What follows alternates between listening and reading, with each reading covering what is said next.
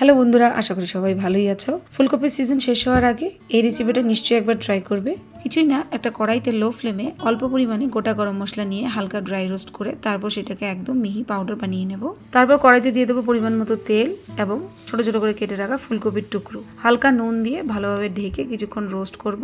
এদিকে একটা মিক্সিং জারে নিয়ে নেব ভিজিয়ে রাখা পোস্ত, টক দই, নারকেল কোরানো, কাজু, কাঁচা লঙ্কা, আদা, টমেটো কুচি এবং অল্প পরিমাণে চিনি। একটা স্মুথ পেস্ট তৈরি করে নেব। ফুলকপিগুলো ভাজা হয়ে গেছে, কড়াই থেকে তুলে নিলাম। এবার কড়াইতে সেই তেলের মধ্যে দিয়ে দিলাম গোটা গরম মশলা, জিরে এবং শুকনো লঙ্কা, তেজপাতা। ফোড়নটা হয়ে গেলেই তার মধ্যে ঢেলে দেবো সেই মশলার পেস্টটা এবং বেশ কিছুক্ষণ সেটাকে নেড়ে চেড়ে লো টু মিডিয়াম ফ্লেমে কুক করব। তারপর অ্যাড করে দেবো সেই ভাজা মশলা, কাঁচা লঙ্কা এবং কিশমিশ। আবারও কিছুক্ষণ কুক করে তার মধ্যে অ্যাড করে দেবো সেই ভেজে রাখা ফুলকপির টুকরোগুলো, 1 গ্লাস পরিমাণ মতো জল এবং অল্প পরিমাণে নুন। আবারও মিশিয়ে নেব, একটু মাখো মাখো হওয়া অবধি অপেক্ষা করব। তৈরি হয়ে গেছে ফুলকপির রোস্ট। একবার নিশ্চয়ই এই রেসিপিটা ট্রাই করবে। ধন্যবাদ।